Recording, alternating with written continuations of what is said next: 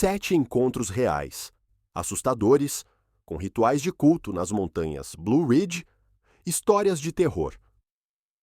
A fogueira em Flat Top Ridge. Eu tinha 18 anos no verão em que aconteceu, e ainda consigo sentir o calor daquele incêndio se pensar muito sobre ele. Era final de julho, e o ar na casa estava tão pesado quanto as discussões que pareciam rolar todas as noites. Meu pai e eu tínhamos brigado de novo, nem mesmo sobre algo importante. Algo sobre meus planos para depois da formatura, ou quanto tempo eu passava vagando pelas trilhas, em vez de fazer algo útil. Nem me lembro das palavras, só do jeito que seu maxilar se contraiu quando ele terminou de falar, e do jeito que o meu se apertou para não dizer nada de que eu pudesse me arrepender. Saí antes que piorasse. Não bati a porta, mas também não a fechei com delicadeza. O calor me atingiu como uma onda, e por um momento fiquei parada na varanda, deixando as cigarras preencherem o espaço onde sua voz estivera. Não levei muita coisa, apenas minha mochila, algumas garrafas d'água e a pequena lanterna que eu mantinha presa dentro. Minhas botas estavam perto da porta, ainda cobertas de lama seca da última vez que estive em Flat Top Ridge. Aquela trilha era a minha maneira de me refrescar. Não era longe. Talvez 1 hora se você cortasse caminho pelo pasto dos fundos, passasse por baixo da cerca velha e seguisse a trilha dos veados, em costa acima. Não era um ponto turístico. A maioria das pessoas por aqui nem se importava com isso. Mas eu gostava de como a serra se abria no topo o suficiente para ver o vale e o rio serpenteando por entre as árvores. Naquela noite, a floresta parecia estranha antes mesmo de eu chegar à base. O zumbido habitual do verão, o zumbido dos insetos, o chilrear dos sapos perto do riacho havia desaparecido. Não um silêncio pacífico, mas um silêncio que faz você pensar que algo está prendendo a respiração. Os únicos sons eram o rangido das minhas botas e o sangue nos meus ouvidos. Eu dizia a mim mesma que era apenas o calor, que os animais estavam deitados em algum lugar, evitando o pior. Mas meu passo diminuiu sem que eu quisesse. Meus olhos continuavam vagando pela linha das árvores, procurando por alguma coisa. Cerca de 45 minutos depois, a luz estava mudando. Aquela fina camada alaranjada que desliza por baixo dos galhos antes que o sol finalmente se ponha. Eu estava passando por um bosque de pinheiros quando a vi. Apenas um leve brilho através das árvores, como um reflexo. A princípio, pensei que fosse a lanterna de alguém, talvez de um caçador que tivesse ficado fora até tarde. Mas então, a luz, bruxuleante, se estabilizou e percebi que não estava se movendo. Estava queimando. Eu deveria ter voltado. Esse pensamento passou pela minha cabeça, nítido e claro, e eu o ignorei. A curiosidade faz você fazer coisas estúpidas. Saí da trilha, tomando cuidado para manter minhas botas silenciosas nas agulhas de pinheiro, e me aproximei da luz. Quanto mais me aproximava, mais claro ficava que não era uma pequena fogueira. Era grande, alta o suficiente para que as chamas lambessem os galhos mais baixos, projetando sombras distorcidas nos troncos ao redor. O ar tinha aquele cheiro pesado e resinoso de pinheiro queimado, mas havia algo mais também, um cheiro amargo, quase metálico, que eu não conseguia identificar. E então eu os vi. Estavam em um círculo irregular ao redor da fogueira, talvez 8 ou 10 pessoas. Cada um usava uma máscara feita de crânio de animal, vigalhadas em uma, chifres longos e curvos em outra. Uma máscara parecia o focinho descorado de um coiote, com os dentes ainda no lugar. Os crânios refletiam a luz do fogo, as órbitas oculares pretas e vazias. Eles não estavam falando, não exatamente, mas como cânticos, sons graves e quebrados que subiam e desciam de um jeito que não parecia uma canção, mas também não era aleatório. Havia um ritmo, mas não combinava com nada que eu já tivesse ouvido. Abaixei-me atrás de um tronco caído, com o coração batendo tão forte que eu conseguia senti-lo nos dentes. Minha mente lutava por uma explicação. Alguma antiga tradição das montanhas? Pessoas se fantasiando para um vídeo? Um culto? Cada ideia parecia pior que a anterior. O fogo crepitou, lançando faíscas no ar, e o som pareceu percorrê-los. Suas vozes mudaram de tom, não mais altas, mas mais agudas. Abaixei-me, espiando por cima do tronco. Um deles parou. Era o que usava o crânio de veado, com os chifres se ramificando acima da cabeça. Inclinaram-no lentamente, como um cachorro faz quando ouve um barulho que não entende. Os outros o seguiram, suas cabeças se virando em sincronia sinistra em direção ao mesmo ponto, em algum lugar à minha esquerda. Por um momento pensei que estivessem ouvindo algo distante, mas então o crânio de veado se virou novamente e agora estava voltado diretamente para mim. Os outros o seguiram. Não sei explicar, mas mesmo daquela distância, eu podia dizer que seus olhos, ou o que quer que estivesse por trás daqueles buracos negros, encontraram os meus. Corri. Não pensei em que direção estava indo. Galhos rasgavam meus braços. A vegetação rasteira prendia minhas calças. Minhas botas escorregavam na terra solta e, mais de uma vez, quase caí. Eu ainda conseguia ouvi-los, não os passos, mas aquele som, o cântico. Não ficava mais alto nem desaparecia. Simplesmente estava lá. Não importava o quanto eu corresse. Quando cheguei à trilha principal novamente, a luz estava quase apagada. Procurei minha lanterna, mas minhas mãos tremiam demais para pegá-la.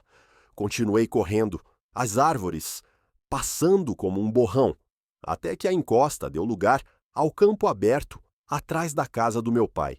Só parei quando estava na varanda, curvado, respirando o ar pesado da noite. O cheiro de fumaça me impregnava, denso e penetrante. Não contei a ele. Não contei a ninguém. Naquela primeira noite, fiquei deitado na cama, repassando cada momento na minha cabeça.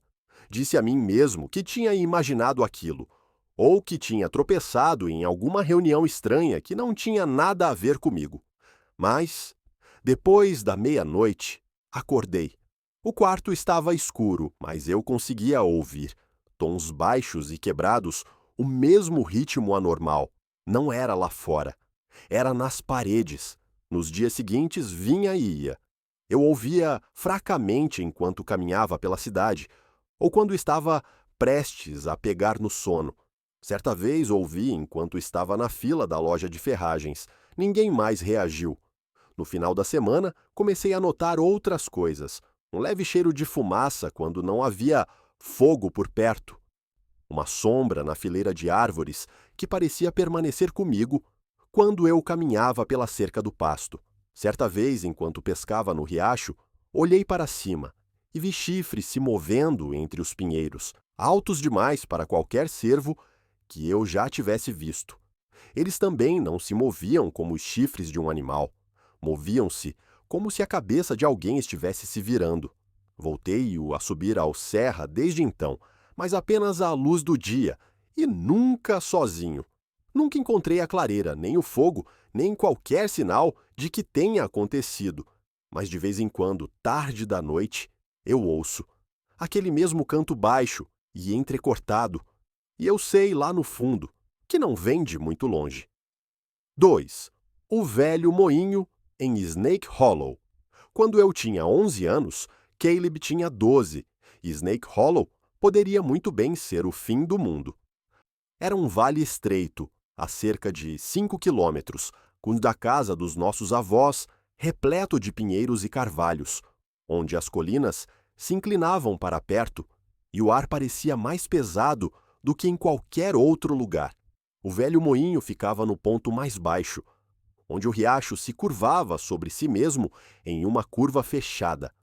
Os moradores locais nunca desciam até lá, nem mesmo os mais antigos que viveram no vale a vida toda. Eles não nos proibiam de imediato, mas lançavam um certo olhar se você tocasse no assunto. como se tivesse acabado de dizer algo na igreja que não deveria. O moinho estava morto há décadas. A roda d'água de madeira estava meio podre e congelada no lugar. O riacho havia sido desviado há muito tempo. Suas vigas cederam para dentro. E o telhado tinha buracos grandes o suficiente para deixar entrar raios de luz pálida em dias nublados. Da estrada acima, era possível ver o topo através das árvores, preto e esquelético contra o céu. Caleb e eu conversávamos sobre ir lá desde pequenos. Éramos o tipo de criança que se achava mais corajosa do que realmente era. Naquele verão, depois de uma semana de chuva, fizemos o plano. Os adultos estavam ocupados na cidade e dissemos a eles que íamos pescar perto da Ponte Velha. Levamos nossas varas para manter a linha, mas assim que chegamos à trilha, as escondemos atrás de uma árvore caída e cortamos caminho em direção à depressão. Quanto mais nos aproximávamos, mais silencioso ficava. Os pássaros pararam de cantar a uns bons 100 metros de distância, e até o riacho parecia abafado. O ar estava denso, não exatamente úmido, apenas pesado. Minha camisa grudou nas costas antes mesmo de chegarmos à clareira. O moinho surgiu por entre as árvores como algo que existia há mais tempo que a própria floresta. Suas tábuas estavam cinzentas e tortas, algumas rachadas pelos pregos. As janelas eram buracos vazios. A porta havia desaparecido, apenas um retângulo escuro que levava à sombra. Ficamos ali por um tempo, fingindo que estávamos apenas dando uma olhada. Mas, na verdade, nós dois estávamos criando coragem. Finalmente, Caleb deu um sorriso irônico e disse: "Com medo?" Respondi que não, embora meu estômago já estivesse embrulhado. Lá dentro, o cheiro chegou primeiro. Madeira úmida, ferrugem e algo levemente adocicado, quase como fruta estragada. O chão estava empenado sob nossos pés, rangendo enquanto pisávamos. Raios de luz entravam pelos buracos do teto, fazendo a poeira flutuar preguiçosamente no ar. Não demorou muito para encontrarmos as marcas. Estavam esculpidas profundamente nas vigas de suporte. Círculos recortados, entrecortados por linhas irregulares como relâmpagos. Não apenas uma ou duas, mas dezenas delas. Algumas tão desbotadas que mal se viam, outras com aparência nítida e nova. Entre as vigas, penduradas em pregos enferrujados, havia pequenos feixes de gravetos amarrados com barbante. Alguns tinham a forma de triângulos, outros de nós que não faziam sentido. Ríamos delas porque é isso que se faz quando se é criança, e algo nos perturba. Lembro-me de dizer que provavelmente eram apenas alguns adolescentes entediados de anos atrás. Caleb arrancou um dos feixes de gravetos de um prego e o girou nas mãos, sorrindo como se estivesse prestes a fazer alguma piada. Foi então que ouvimos passos lentos, pesados, vindo diretamente acima de nós. Ficamos paralisados. Meu cérebro se esforçou para entender aquilo, até que me lembrei de que não havia nada acima de nós. O segundo andar havia desabado anos antes. Não havia nada lá em cima além das pontas lascadas das vigas e do ar livre. Os passos continuaram por alguns instantes e depois pararam. O silêncio que se seguiu foi pior que o próprio som. Foi então que aconteceu. Um sussurro bem no meu ouvido, não do jeito que se ouve alguém do outro lado da sala. Aquilo estava bem ali, a centímetros de distância. A voz era áspera, urgente, como se quem a ouvisse não tivesse tempo de explicar. "Fique quieta!" Senti todos os pelos da minha nuca se arrepiarem. A mão de Caleb apertou meu braço com tanta força que doeu. Seu rosto estava pálido, os olhos arregalados, como se tivesse acabado de ver algo por cima do meu ombro. Então, ouvimos-o arrastar. Começou devagar, como algo pesado sendo puxado por um chão áspero. Movia-se em um ritmo estranho. Pausa, raspar, pausa, raspar.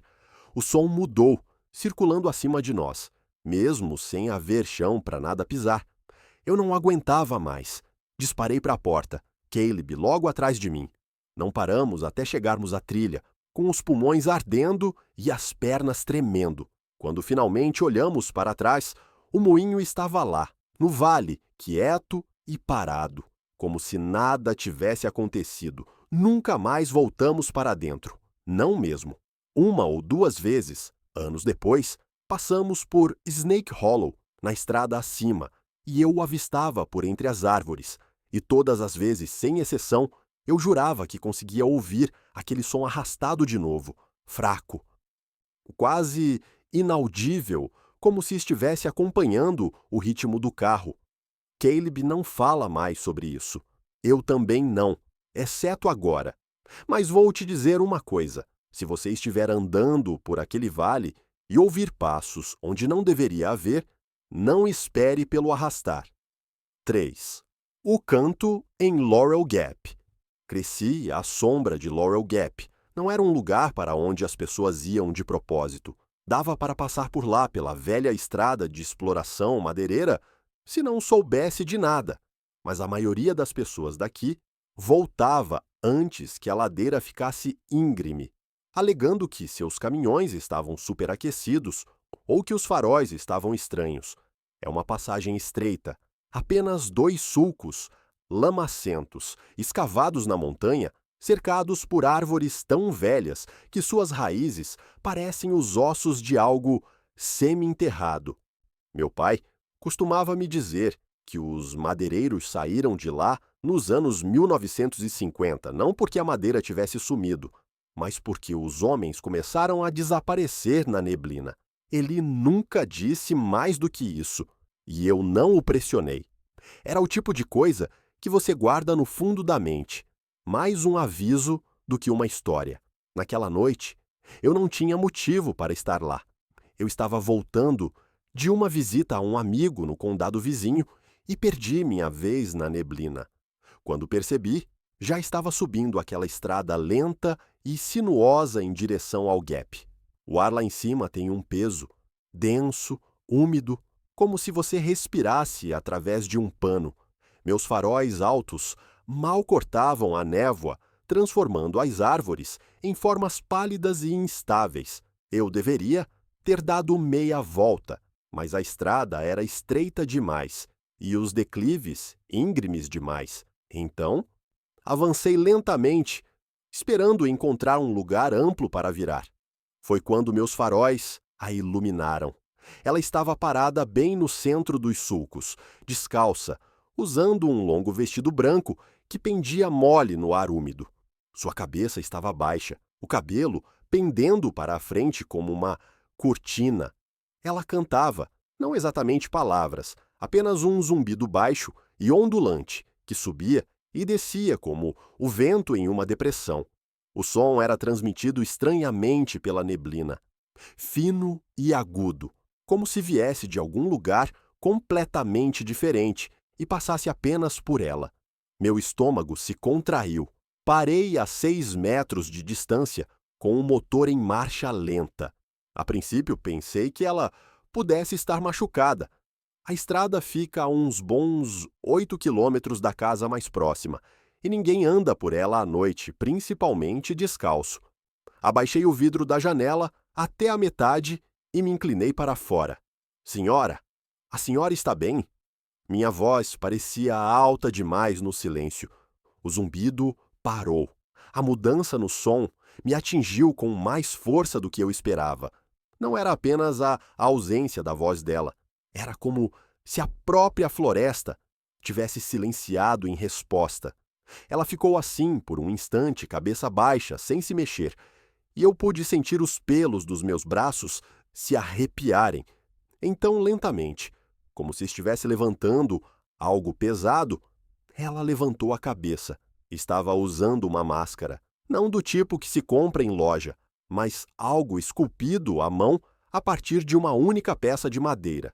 Tinha a forma de um sorriso esticado e artificial, com os veios distorcidos em linhas sinuosas que refletiam meus faróis em faixas pálidas. 2 pequenos buracos oculares me encaravam. negros e sem profundidade. Eu não conseguia dizer se ela estava olhando para mim ou através de mim. Ela não falou, não deu um passo à frente, apenas levantou o braço direito e apontou para além da minha caminhonete, em direção à linha das árvores. A princípio não entendi. Então, meus olhos se ajustaram às formas além dela.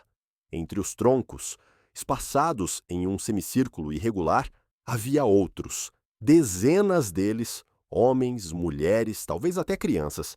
Era difícil dizer no nevoeiro. Todos parados, perfeitamente imóveis, todos usando máscaras de diferentes formatos. Focinhos longos, sorrisos largos, rostos rachados com muitos dentes. Nenhum deles se moveu, mas todos estavam virados para mim. O ar na cabine ficou subitamente quente demais. Eu conseguia sentir o cheiro do meu próprio suor sobre o pinheiro úmido.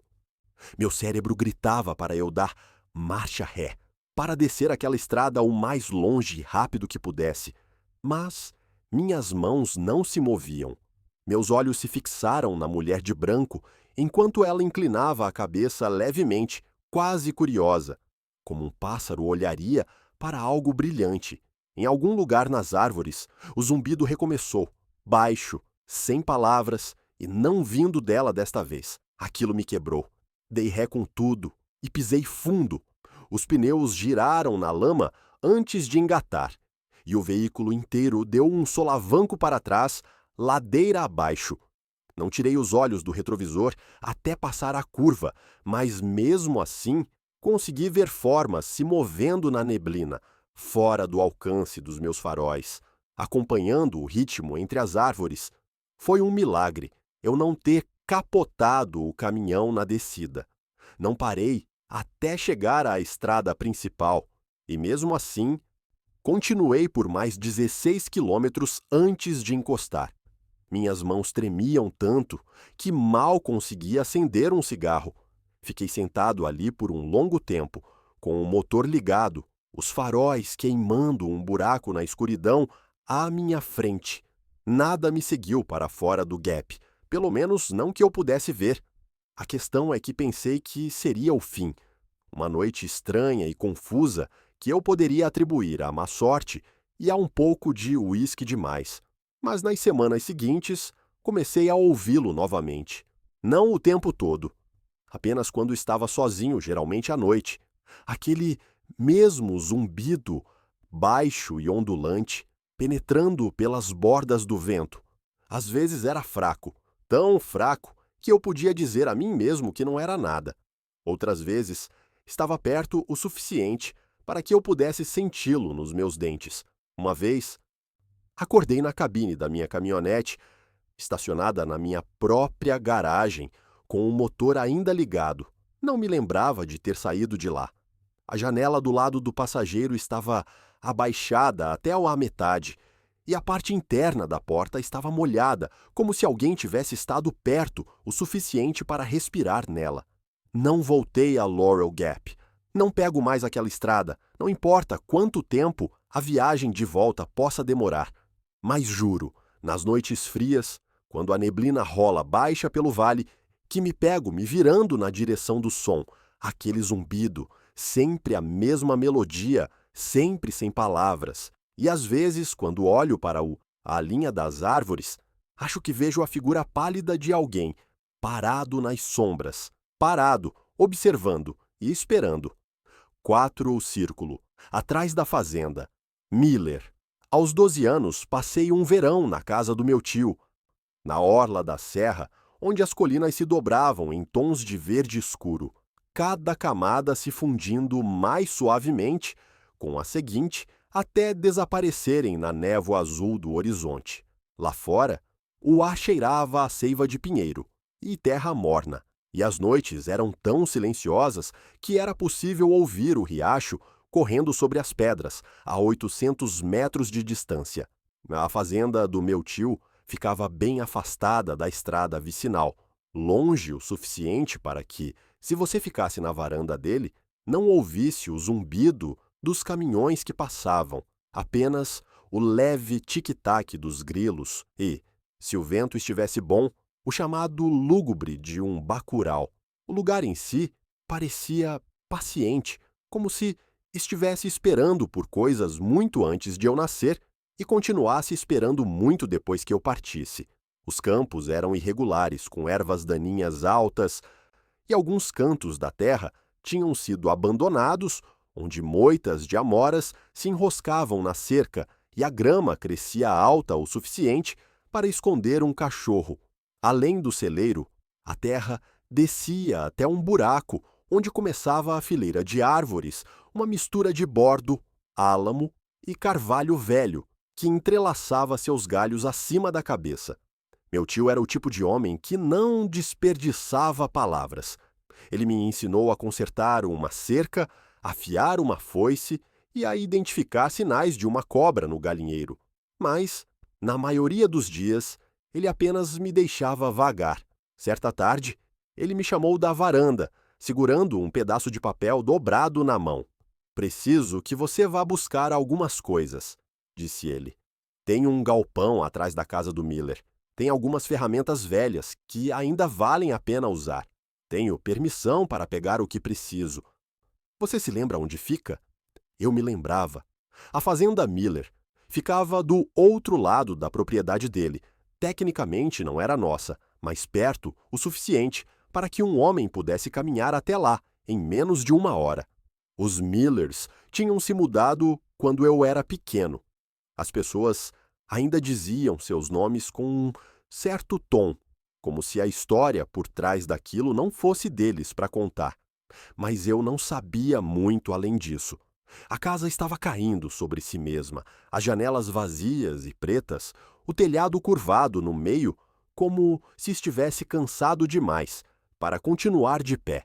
O caminho até ela cortava um campo com grama na altura da cintura e depois para um emaranhado de árvores centenárias que marcava o limite da propriedade do meu tio. Eu já tinha voltado por ali antes para procurar pontas de flecha no leito seco do riacho. Mas o lugar sempre carregava um silêncio que eu não conseguia definir. Naquele dia, o ar parecia diferente antes mesmo de eu sair do quintal. Estava pesado, parado, como se o céu estivesse prendendo a respiração. Comecei a descer a trilha, com um saco de papel debaixo do braço para guardar as ferramentas que conseguisse carregar. O sol aqueceu minha nuca e gafanhotos saltaram dos meus degraus. Grilos rasparam no mato. Mas quanto mais me aproximava das árvores, mais os sons diminuíam. Não foi gradual. Era como se eu tivesse pisado sob um teto invisível, onde o vento não conseguia me seguir. A sombra se aprofundava sob os galhos, a luz rompendo em faixas estreitas. Percebi que não me lembrava daquele bosque exato, embora já tivesse caminhado por ali antes. Os troncos pareciam mais antigos que o resto da mata, a casca escura e sulcada, as raízes arqueadas acima do solo como mãos cerradas. A trilha se estreitou até se abrir em uma pequena clareira que eu nunca tinha visto. Foi ali que parei. Ali, na grama, jazia um círculo de pedras, cada uma do tamanho de um pão, encaixadas de ponta a ponta, com tanta perfeição que não havia espaços vazios. Não eram pedras do campo, nem rochas de riacho. Seus formatos eram uniformes demais, suas superfícies lisas demais. Cada uma estava pintada com símbolos pretos que eu não reconhecia, curvas e ângulos agudos, linhas sinuosas que chamavam minha atenção e pareciam puxá-la para a próxima. Os padrões se entrelaçavam de uma forma que fazia meus pensamentos parecerem emaranhados, como se eu quase tivesse entendido algo e perdido antes de poder nomeá-lo. A tinta brilhava fresca na penumbra. E o ar na clareira. Não era a sombra fresca do bosque. Estava quente, quente demais. Como se eu tivesse saído do início da primavera direto para uma tarde de verão. Eu deveria ter me virado. Em vez disso, aproximei-me. A grama estalava sob meus tênis. Agachei-me para tocar uma das pedras, meus dedos pairando sobre a tinta. Foi então que ouvi passos atrás de mim, lentos, deliberados, folhas e galhos esmagados a cada passo. Fiquei paralisado. O som parou bem na beira da clareira. Minha pele se arrepiou. Virei a cabeça lentamente, imaginando que talvez meu tio tivesse vindo atrás de mim, ou um dos vizinhos. Mas o homem ali parado não era ninguém que eu conhecesse. Usava um casaco longo e esfarrapado, que talvez tivesse sido marrom, agora desbotado para a cor de casca de árvore velha. Seu cabelo era ralo e pendia em mechas úmidas ao redor do rosto. Sua pele parecia pálida à sombra das árvores, e seus olhos, cinzentos, inexpressivos e sem piscar, estavam fixos em mim. Num lugar como aquele, você conhecia todo mundo num raio de quilômetros. Eu nunca o tinha visto antes. Comecei a abrir a boca, talvez para perguntar se ele era da cidade, mas então sua voz soou, não nos meus ouvidos, mas na minha cabeça. Você chegou cedo. As palavras eram minhas e não minhas, como se tivessem surgido dos meus próprios pensamentos, mas não fossem meus. Seus lábios não se moveram. Dei um passo para trás com o coração batendo forte no peito. Meus olhos se voltaram para a trilha, mas antes que eu pudesse dar mais um passo, minha visão se fechou, não turva, não ofuscada, dobrada, como se uma cortina tivesse caído sobre meus olhos. Então, eu estava em pé, no portão da frente da fazenda do meu tio. A estrada de cascalho se estendia à minha frente.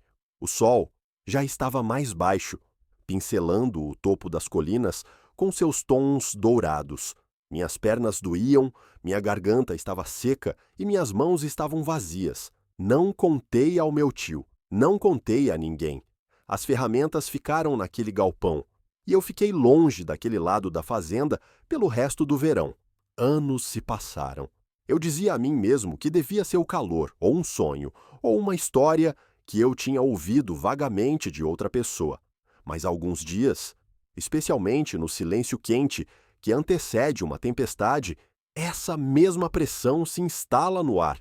E quando isso acontece, eu vejo aqueles olhos cinzentos novamente, sem piscar, e ouço as palavras, claras como no dia em que ele as colocou ali. Você chegou cedo? 5. As lanternas na trilha. Black Hollow. Eu fazia trilhas pela Black Hollow Trail há anos, mas nunca depois que o sol se punha. Nenhuma vez. Não se tratava de ursos, leões da montanha ou de torcer o tornozelo no escuro. Não para as pessoas que viviam aqui. Não. Os moradores da cidade diziam que a trilha mudava depois do anoitecer. O ar mudava, as árvores se inclinavam, o próprio chão parecia te levar a lugares que você não queria ir. As coisas acontecem de forma diferente lá em cima, diziam, como se fosse verdade. Nunca explicaram o que queriam dizer, e eu nunca perguntei. Imaginei que fosse só mais uma maneira de evitar que as crianças se afastassem muito depois da hora do jantar. Naquela noite, porém, quebrei a regra sem querer. Eu estava atrasado. Atrasado para terminar o trabalho na cidade e me convenci de que ainda conseguiria chegar ao cume antes de escurecer. É um ponto no meio da trilha, com uma ampla abertura entre os pinheiros que oferece uma vista de toda a depressão. Quando o sol se põe, ele pinta o vale de dourado e fogo, e por alguns minutos você se sente como se estivesse no fim do mundo. Pensei que conseguiria subir, assistir ao pôr do sol e descer antes que a noite realmente caísse. Pensei errado. Quando deixei a serra, a última luz já se esvaía do céu, passando do laranja para o azul profundo de um hematoma. Minhas botas rangiam suavemente sobre a camada de folhas enquanto eu voltava. A encosta descia suavemente no início, mas depois a trilha se estreitava, mergulhando entre rochas cobertas de musgo e aglomerados de louro da montanha. A primeira coisa que você nota quando a noite chega em Black Hollow não é a escuridão, é o silêncio. Os sons do dia, o chilrear dos pássaros, o zumbido preguiçoso das cigarras, o farfalhar dos esquilos no mato, todos cessam de uma vez, sem desaparecer, sem diminuir o ritmo, simplesmente desaparecem, como uma porta se fechando. Até o vento parece morrer no grito, como se as árvores prendessem a respiração. Ouvindo, disse a mim mesmo que não era nada, que o silêncio era apenas a transição entre o dia e a noite. Mesmo assim, deixei minha lanterna apagada. Aqui fora, uma luz fará você se sentir mais seguro, mas também o tornará visível. E algo naquele silêncio me fez querer passar o mais despercebido possível. Eu já tinha caminhado uns 400 metros quando o vi, um brilho pálido, mais profundo nas árvores. Não era o facho de uma lanterna, era muito constante. Também não era uma fogueira, era muito suave.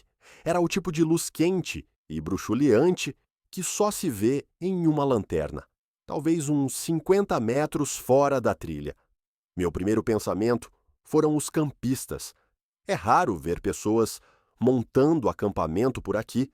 Não há locais designados e não há muito terreno plano. Mas não era impossível. Meu segundo pensamento foram os caçadores. Alguns dos veteranos ainda usavam lanternas durante as caçadas de fim de temporada, embora a maioria tivesse trocado para lanternas de cabeça anos atrás. Eu deveria ter continuado andando. Em vez disso, saí da trilha. Não me lembro de ter decidido fazer isso. Só me lembro de pensar em cortar caminho. Talvez dizer oi, talvez tomar um gole d'água. O chão tinha uma inclinação acentuada e eu tinha que pisar com cuidado para não escorregar. Sem querer, me vi andando mais silenciosamente do que antes. Quanto mais me aproximava, mais a luz mudava. Não uma lanterna, mas várias. Elas se moviam em fila, serpenteando entre as árvores. Cada uma era segurada por uma figura com um longo manto escuro. Caminhavam em fila indiana, lenta e cuidadosamente, com o tipo de precisão que não se vê em reuniões casuais. Ninguém falava, ninguém olhava ao redor. Fiquei paralisado atrás de um álamo jovem, com a respiração presa no peito. As lanternas balançavam a cada passo, lançando ondulações douradas e sombreadas sobre as dobras de seus capuzes. Eu não conseguia ver seus rostos. A luz nunca os atingia diretamente, sempre se esvaindo no último instante. A fila de figuras vestidas com túnicas entrou em uma pequena clareira com talvez 6 metros de largura. O chão ali era de terra nua, cercado por pinheiros altos, cujas copas se inclinavam para dentro, como se as próprias árvores quisessem ver o que aconteceria.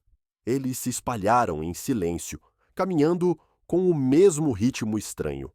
Um por um, começaram a pousar suas lanternas no chão, cada uma em uma posição precisa. O brilho se acumulou e se fundiu, formando uma espiral de luz que se curvava para dentro, em direção ao centro. Só então percebi o frio. Antes, estava frio, mas agora o ar estava cortante, o tipo de frio que penetra nas articulações. Minha respiração se embaçava diante de mim, curvando-se na luz fraca. Agachei-me atrás de uma pedra coberta de musgo na beira da clareira, com o coração batendo forte nos ouvidos. A espiral de lanterna se fechou, enrolando-se como uma cobra pronta para atacar. Ninguém falou nada. Ninguém sequer olhou para a pessoa ao lado. Quando a última lanterna foi colocada, a figura no centro se endireitou.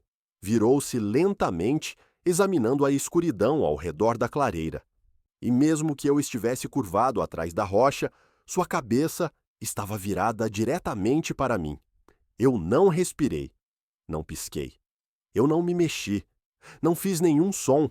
E, no entanto, eu sabia, daquele jeito profundo e instintivo que a gente sabe que está sendo observado, que ele tinha me visto.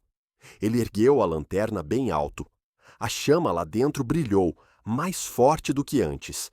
E como se respondessem a um sinal silencioso, todas as outras figuras o imitaram, erguendo suas lanternas em perfeita harmonia. A clareira brilhava, sombras disparavam pelos troncos dos pinheiros inclinados. Então, sem dizer uma palavra, A espiral começou a se fechar. Cada figura se aproximou do centro, pegou uma lanterna e a carregou para mais perto, enquanto a espiral se estreitava. Uma a uma, as luzes se apagaram. No momento em que a última chama se extinguiu, a clareira foi engolida por uma escuridão absoluta, o tipo de escuridão em que você não consegue dizer se seus olhos estão abertos ou fechados. E foi então que eu ouvi, respirando, não os meus, nenhum par de pulmões, muitos, dezenas talvez, todos ao meu redor. Vinha da clareira, das árvores, do espaço logo acima da minha cabeça, lento, constante, em ritmo perfeito. O som vinha de todas as direções, como se a própria floresta estivesse se aproximando. Deslizei a mão em direção ao bolso, sentindo o formato suave da minha lanterna. Mas uma parte de mim, um instinto primitivo e profundo, me dizia que ligá-la seria o pior erro que eu poderia cometer.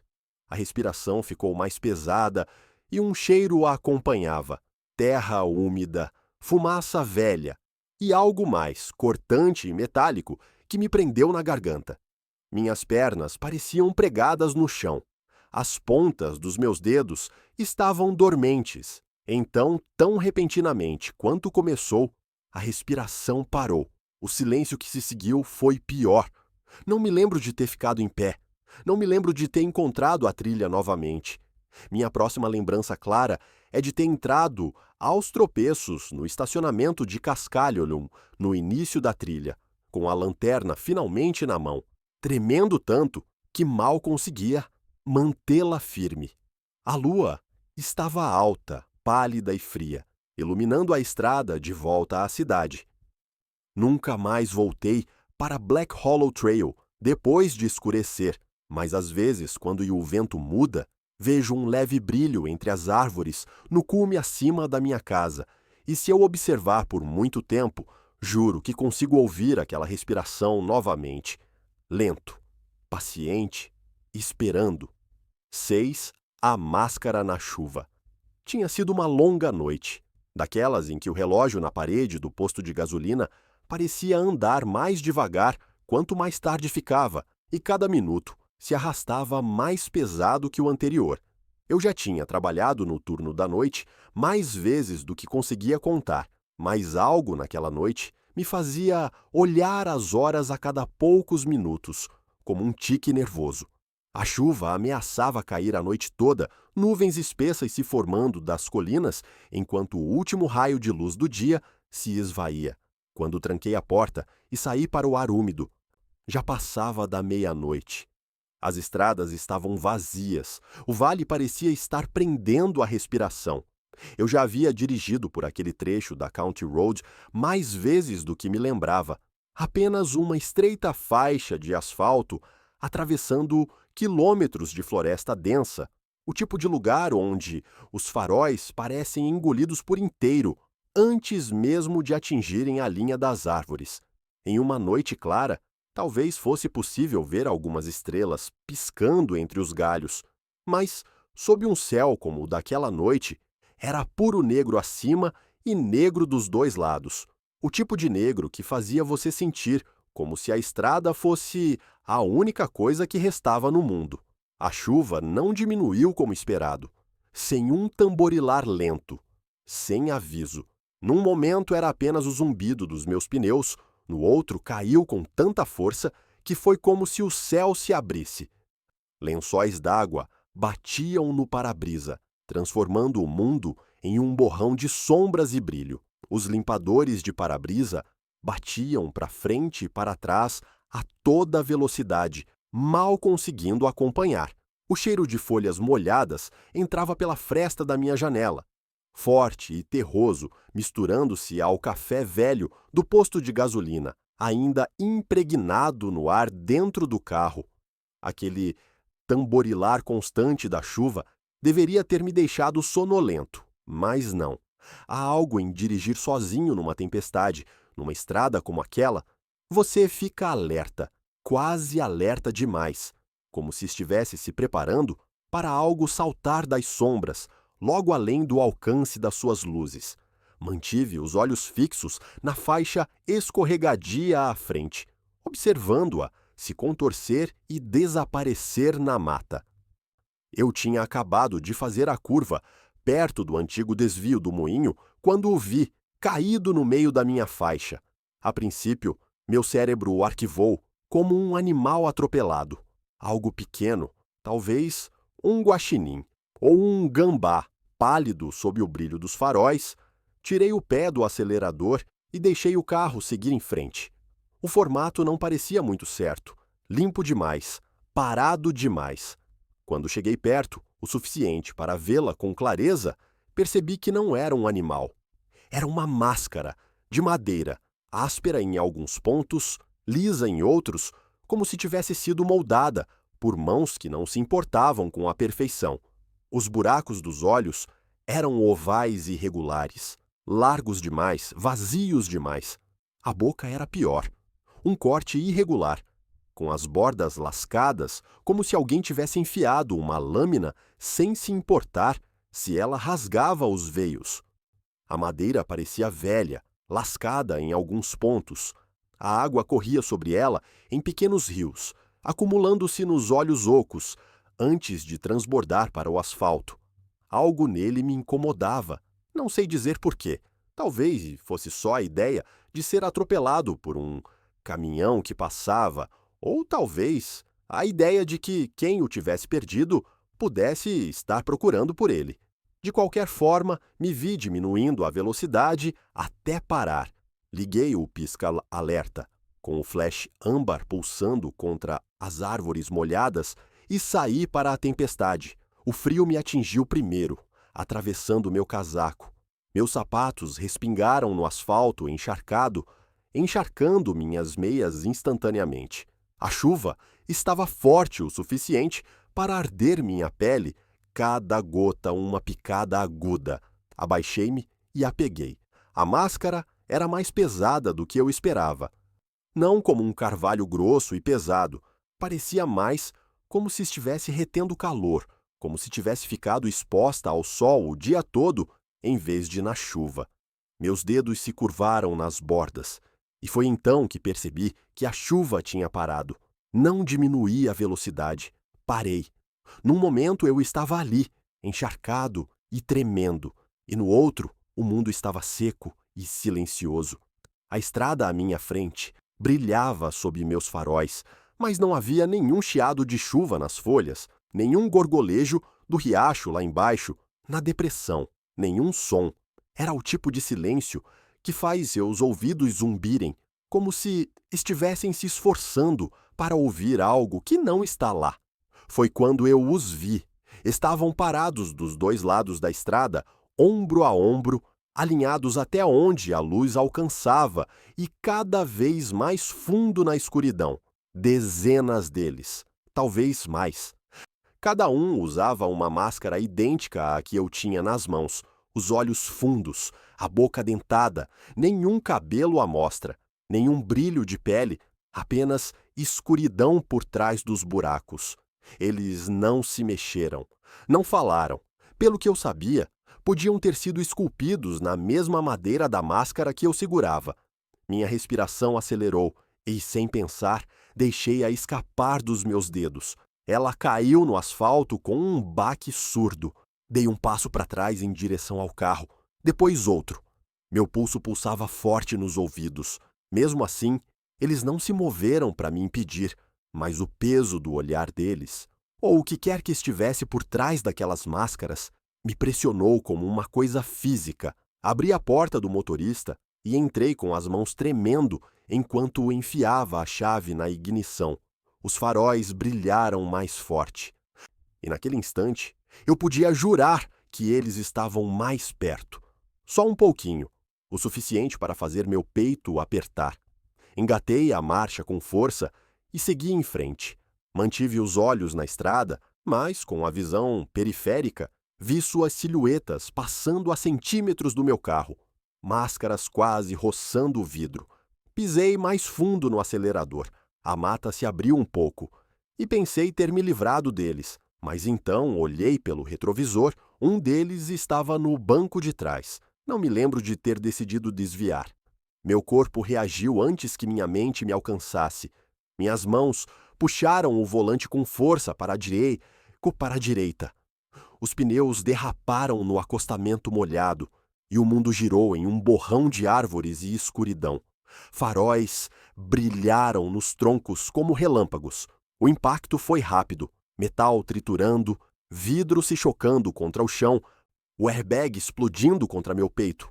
Então, nada. Quando recobrei a consciência, estava curvado para tio à frente, com a cabeça latejando. A chuva havia retornado, suave e constante, batendo no teto. O ar cheirava a lama e vegetação amassada. Meu para-choque estava enterrado em um emaranhado de arbustos, mas o para-brisa estava praticamente intacto. Virei a cabeça lentamente, com o coração disparado. O banco de trás estava vazio. Por alguns segundos, me convenci de que tinha imaginado tudo: a chuva parando, as pessoas de máscara, aquele sentado em silêncio atrás de mim. Devia ser exaustão, choque, um efeito de luz. Então eu vi, no banco do passageiro, iluminada pelo tênue brilho verde do painel, estava a máscara, os mesmos olhos fundos, a mesma boca irregular. Água pingava dela, encharcando o estofamento. Não toquei. Não consegui. Simplesmente engatei a ré, saí do mato e me apontei para casa. Mantive os olhos fixos nas linhas amarelas, sem nunca mais olhar para o banco. Quando finalmente estacionei na garagem, a máscara havia sumido. O banco estava seco, como se nunca tivesse estado ali. Isso foi há 2 anos. Não contei a ninguém até agora. Mas às vezes, tarde da noite, ouço falar de alguém que viu coisas estranhas por aí. Um entalhador perto do lago jurou que viu uma fila de pessoas mascaradas atravessando a rua ao amanhecer. Um caminhoneiro contou aos rapazes do restaurante sobre um homem parado no meio da sua faixa que desapareceu quando ele saiu para verificar. E no inverno passado, antes do sol nascer, saí para raspar o gelo do meu para-brisa. Havia algo em cima do capô, uma máscara de madeira. 7 o Poço, em Pine Barrens. Eu frequentava a cabana dos meus avós em Pine Barrens desde que me lembro. Era um daqueles lugares que pareciam existir fora do tempo, tão escondido entre as árvores que o resto do mundo desaparecia na entrada. Quando criança, parecia um retiro, um lugar para onde íamos nos fins de semana, prolongados de verão, comendo os biscoitos da minha avó pela manhã e ouvindo meu avô contar histórias sobre os velhos que moravam ali. Pessoas que não gostavam de estranhos e às vezes desapareciam, sem dizer uma palavra. Depois que eles se foram, porém, não voltei muito. A propriedade dava mais trabalho do que valia a pena. Sem isolamento, sem água encanada, apenas um fogão a lenha para aquecimento e um telhado de zinco que rangia como uma caixa na chuva. A terra tinha um jeito de se recuperar se você não continuasse nela, e eu não continuei. A grama deu lugar a ervas daninhas na altura dos joelhos. As bordas da mata se aproximavam a cada ano, e as trepadeiras começaram a subir lentamente pela lateral. Mesmo assim, a terra valia alguma coisa, e eu estava pensando em vendê-la.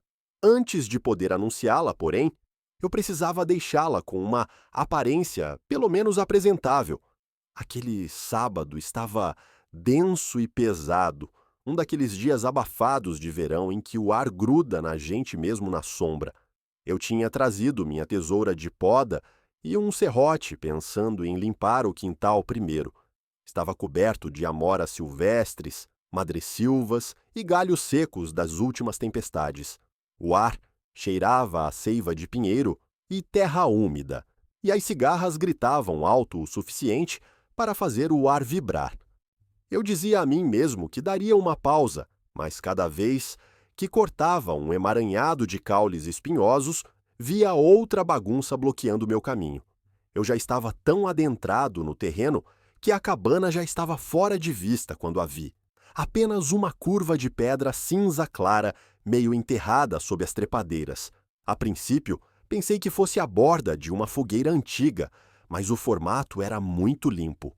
Cortei mais arbustos até perceber que era um poço. O muro tinha cerca de 1 metro de altura. As pedras arredondadas e encaixadas com tanta perfeição que quase pareciam derretidas, sem argamassa, apenas peso e precisão mantendo-as no lugar. O musgo era tão espesso em alguns pontos que parecia veludo verde. Eu frequentava esta propriedade há décadas e nunca a tinha visto antes. Caminhei lentamente ao redor, meus dedos percorrendo as pedras frias e escorregadias. A abertura era perfeitamente redonda, com talvez 1 metro de largura. Todo o resto que meus avós construíram ali era torto ou remendado. Isso, porém, parecia deliberado. Inclinei-me, espiando o interior do poço. A luz do sol não chegava muito longe, mas em algum lugar lá no fundo, algo a captou, apenas um brilho, como vidro ou água parada.